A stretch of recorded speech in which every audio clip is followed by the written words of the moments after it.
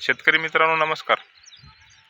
आज आपल्या हळद प्लॉटला लागवडीनंतरचा दुसरा खताचा डोस देण्याचं काम चालू आहे.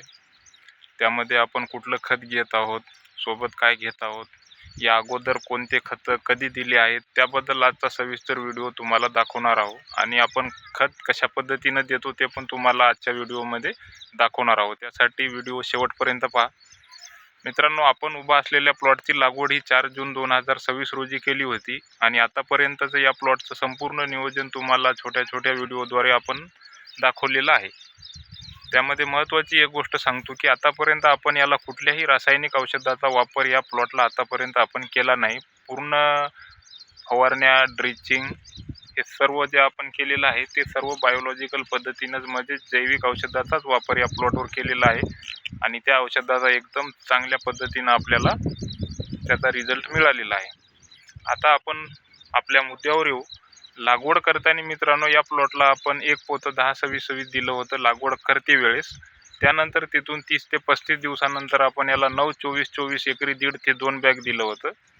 आणि आज मित्रांनो आपल्या प्लॉटमध्ये लागवडीनंतर आज 65 दिवस जवळपास पूर्ण झाले असतील.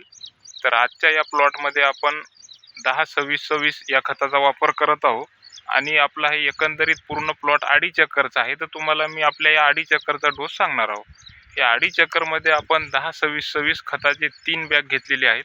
त्याच्यासोबत 40 किलो अमोनियम सल्फेट घेतलेला आहे आणि गरजेनुसार तुम्ही सूक्ष्म अन्नद्रव्य घ्या. त्यामध्ये आपण फक्त फेरस आणि झिंकचा वापर या प्लॉटला सध्या तरी करत आहोत.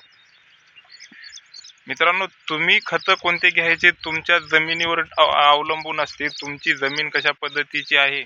मी 2.5 एकरला आता 3 पोते देत आहोत. या अगोदर आपण मला वाटते 5 पोते दिले होते आणि लागवड करते वेळेस 1 पोतं, म्हणजे 5 आणि 1 6 आणि 3 9. आतापर्यंत आपल्या या 2.5 एकरच्या प्लॉटला 9 पोते खताचा डोस देण्यात आलेला आहे. मित्रांनो, सरासरी आपण 3 ते 4 पोते एका एकरचा डोस पकडू शकतो आणि हे आपला शेवटचा डोस आहे. मित्रांनो, तुम्ही तुमच्या जमिनीनुसार तुमचा खताचा वापर कसा आहे त्यानुसार तुम्ही खताचा वापर करा. मी 2.5 एकरला 3 बॅग टाकतो म्हणून तुम्ही पण 3 बॅग टाकू नका. कारण माझी जमीन, माझी माती मला माहीत आहे याला किती खायला लागते.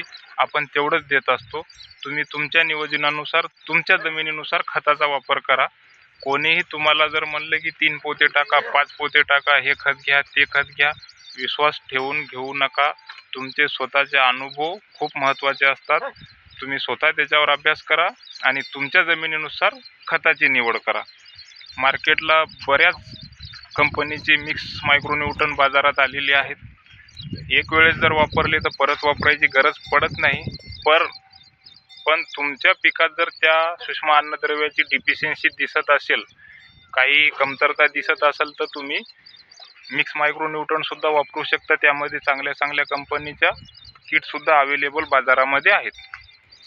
मित्रांनो, आपण तुम्हाला सांगितले की या आपल्या 2.5 एकरच्या प्लॉटमध्ये आपण एकरी जवळपास 2.5 एकरमध्ये 3 बॅग 10-26, 40 किलो अमोनियम सल्फेट आणि सूक्ष्म अन्नद्रव्य असा भेसळ डोस देत आहोत. आपण सुरुवातीला काय केलं, 1.5 बॅग 10-26-26, त्याच्यामध्ये 20 किलो अमोनियम सल्फेट आणि गरजेनुसार आपण जे काही घेतलं 10 ते 15 किलो सूक्ष्म अन्नद्रव्य, एवढाच डोस पहिले मिक्स केला. मिक्स केल्यानंतर त्या खताचा आपण माप घेतलं. हे जे माणूस दिसत आहे ज्या डब्यानं घेत आहे खत, हे आपण पूर्ण डबे मोजून घेतले. जवळपास आपले 115 ते 120 डबे तसं खत निघालं आणि आपल्या 2.5 एकरमध्ये आपले 50 बेड आहेत. तर एका बेडला आपण 5 डब्याच्या हिशोबानं जर खत दिलं, या एका बेडला पूर्ण लांबण आहे ते समजा, जर आपण 5 डबे खत दिलं तर जवळपास आपलं 125 डब्बा या 1.25 एकर रानामध्ये पडेल. 125 ते 120 डब्बा. त्या हिशोबानं बरोबर आपलं जेवढं खत आहे तेवढं खत एवढ्या क्षेत्रामध्ये बरोबर पुरेल. हे सांगायचं तात्पर्य, बरेच शेतकरी खत मिसळतात, कालवतात आणि अंदाजे 5 डबे घ्या, 6 डबे घ्या, टाकून द्या, मग आखरीला कमी पडते किंवा उरते.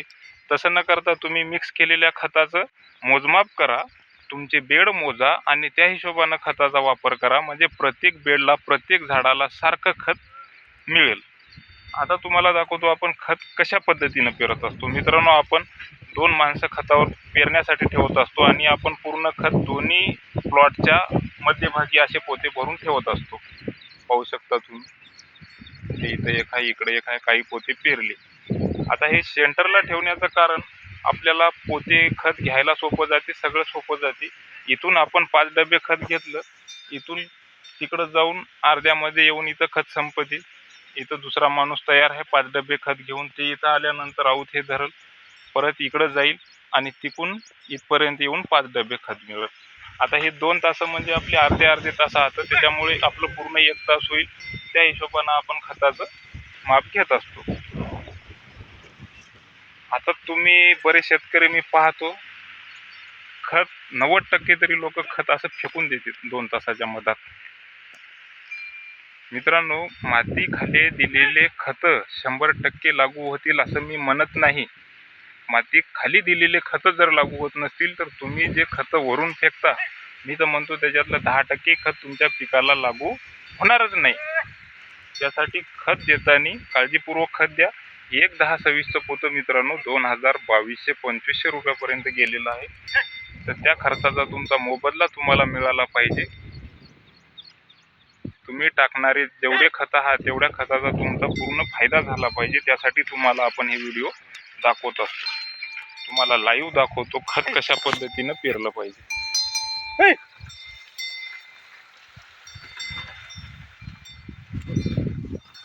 वरून आपला एक माणूस 2 तासाच्या मधात चालत आहे, त्याच्या हातामध्ये मोगा आहे आणि त्या पद्धतीनं ते खत पेरत आहे. दुसरा माणूस आऊत आणत. आता मित्रांनो, खत पडते कसं पहा, हे पहा तुम्ही. कुठंतरी तुम्हाला उघडं दिसायला का खत? हे पहा, दिसायला हे पूर्ण खत तुमचं हे पहा, पूर्ण माती अडकत.